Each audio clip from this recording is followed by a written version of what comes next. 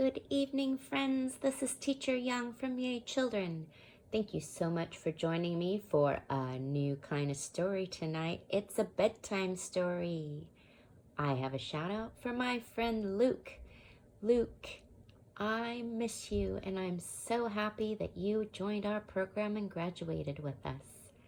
I'm very grateful that your cousin introduced us, and when I was looking for a movie to share for a holiday treat, your dad told me that you liked this story. So I found the book and I borrowed it from Abigail and Audie. Here we go, everyone. It's time to fall asleep. If you fall asleep during the story, that's okay. I'm going to read half of it tonight. We'll read the other half tomorrow night. Have a wonderful day at school. Here we go. This is called My Neighbor Totoro by Hayao Miyazaki.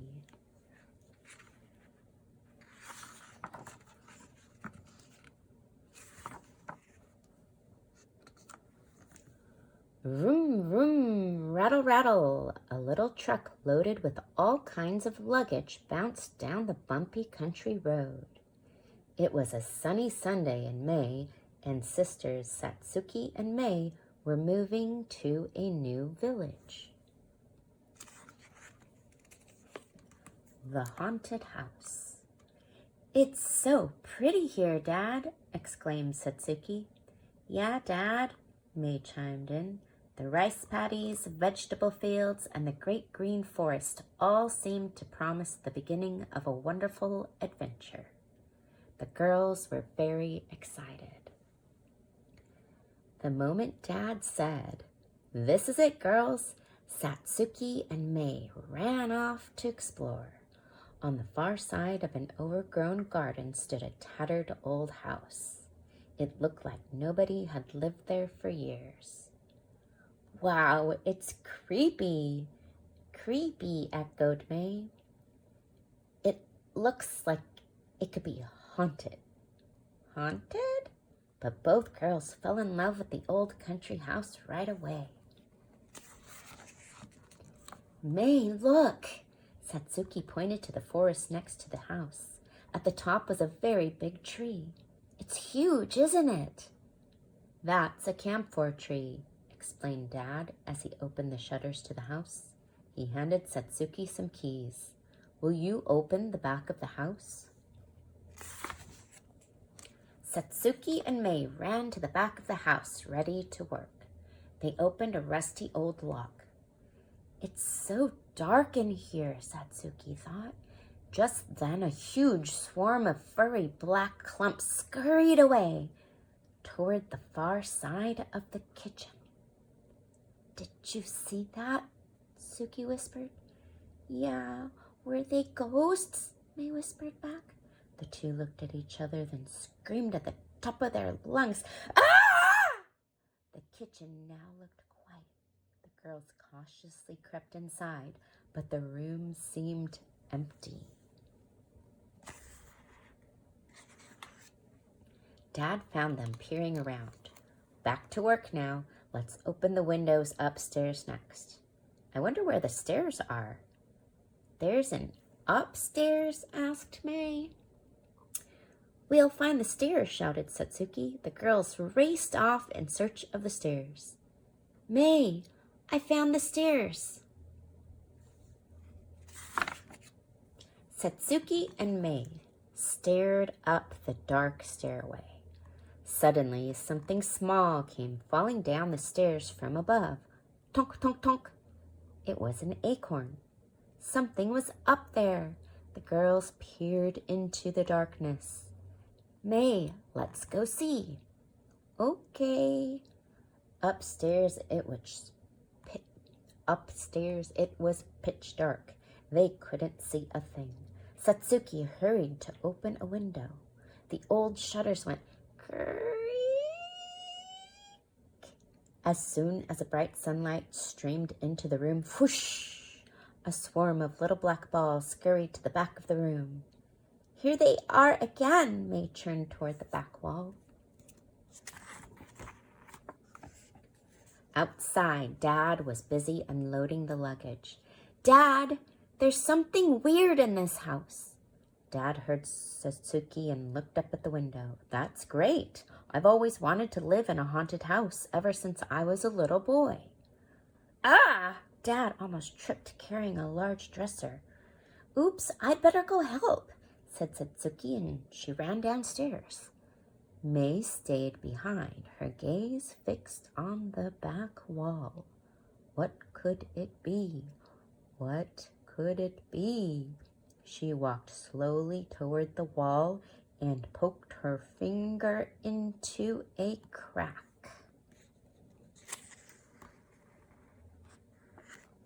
Whoosh! A whole bunch of fuzzy little black balls flew out and escaped into a crack in the ceiling. May stood still in surprise. She watched as one fuzzy black ball drifted slowly down in front of her. Somehow that one had not escaped with the others. 1, 2, clap! May caught it in her hands. Satsuki, look! She hurried down the stairs. May ran so fast that she bumped smack into somebody. It was an old woman she'd never seen before. Girls, this is Granny from next door. She's come to help. May was too excited to listen to Dad. She opened her hands slowly, but they were empty. Her hands were black with dust. So were the bottoms of her feet. Mine are black too, Satsuki discovered. Oh, my, warbled Granny. You've got soot sprites in your house. They live in old, empty houses and run all over the place, covering everything with dust and dirt. Don't worry. They're nothing to be afraid of. After a while, they'll just go away. A boy appeared at the back door. It was Kanta from next door. Ma said to give this to Granny, he said with a scowl. Kanta handed a wooden basket to Satsuki and ran off. Hey, wait, Satsuki called out. Kanta turned around and shouted back, Your house is haunted. Satsuki stuck her tongue out at him. Who asked you? But when she looked into the basket Kanta brought, it was full of sweet rice cakes.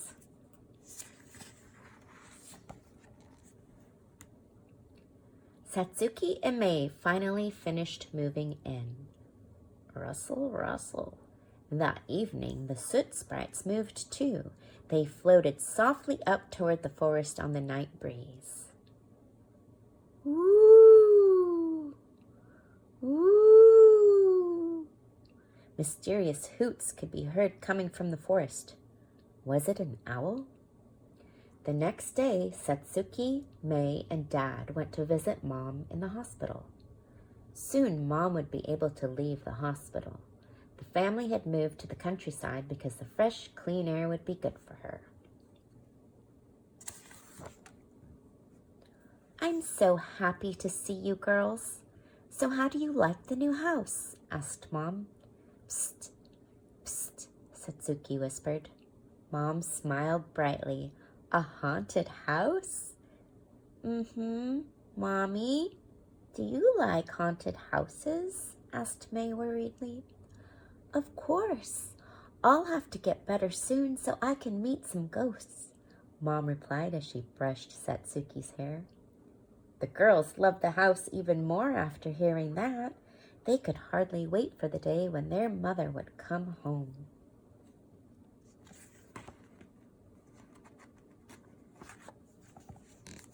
May meets Totoro. One day, May was playing by herself. Satsuki was at school and Dad was busy working. Huh? An acorn? May found one, then another. They led to a whole trail of acorns. May was excited. She picked up each acorn. Just then she noticed 2 small white pointy things. They were coming toward her through the grass. It was a strange creature she had never seen before. What could it be? May was curious. She followed it eagerly. This surprised the white creature and it scampered away. Wait! The creature trotted along and then disappeared under the house. May squatted down to stare at it. Behind her, something crept along softly.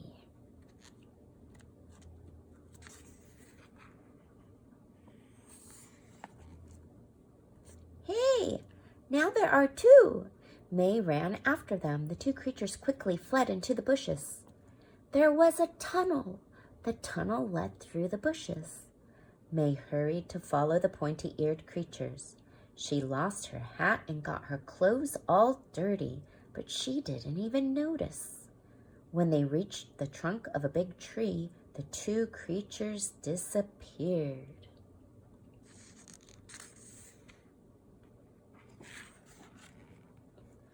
By the roots of the tree there was a dark hole. Next to it lay an acorn. May reached out to get the acorn, but her foot slipped. Ah! Thud. What a surprise. What a strange place. Even though she was inside a tree, there was light shining in from above. Everything around her glowed green. Even more surprising was the enormous creature sleeping there. It was even bigger than the first two she'd seen. The mysterious creature looked like a cross between a bear and a raccoon and an owl. May opened her eyes wide and approached it slowly. "Who are you?" she asked. The mysterious creature slowly opened its eye. It seemed very sleepy indeed. It twitched its nose, then opened its mouth wide and spoke. Totoro. What a wide mouth! A strong gust of wind came from the mouth. Ah! I'm going to be blown off! May was so excited she roared too. Gah! Totoro. Totoro? Totoro, so that's your name! May stretched out comfortably on the fluffy fur. She giggled and repeated the name softly. Totoro. Soon May's eyes grew heavy too. Before she knew it, she had fallen fast asleep on top of Totoro. When Satsuki came home from school, May was nowhere to be found. Satsuki looked for her little sister anxiously. Then she found her hat by the bushes. "Hey, Dad! Come here! I found May's hat!" Satsuki peeked into the bushes and discovered the tunnel. She followed it deeper into the bushes. The tunnel opened up into a clearing. Satsuki spotted May laying on the ground. "May! May!" Satsuki called as she shook her sister. May woke up and peered about. "Totoro! Where's Totoro?" "Totoro?" asked Satsuki. Dad found his way into the clearing too. May announced, "I met Totoro. There was a tiny one and a bigger one and a huge one, so big his face was like this." May pulled her cheeks out to show how wide Totoro's mouth was. "Come on, follow me." May ran farther into the depths of the bushes. Satsuki and Dad followed, but when they emerged from the tunnel, they were back in their own yard. "That's strange." May blinked at the yard as Dad and Satsuki laughed. "But I really did see Totoro. I'm not lying." May was near tears. Dad looked gently at May and said, "You must have met one of the spirits of the forest, but you can only see them when they want you to. Let's give the forest spirits a proper greeting."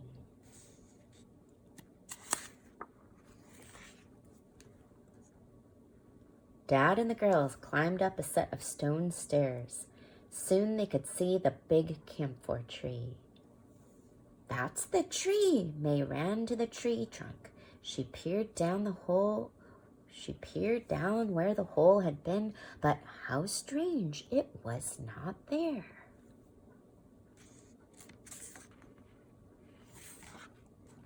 Dad gazed up at the camphor tree. That means the forest spirits don't want to be seen right now. What a magnificent tree. It's been around since long ago, back in the time when trees and people used to be friends and protect one another. Let's give this tree a nice greeting. Satsuki, May, and Dad bowed in respect to the great camphor tree. Thank you for watching over May. Please continue to look after us, Dad said. That evening, Satsuki wrote her mother a letter. Dear Mom, we had an exciting day today. May met a big forest spirit called Totoro. I hope I'll be able to see them someday too. Ooh, ooh. In the distance, the night owls hooted.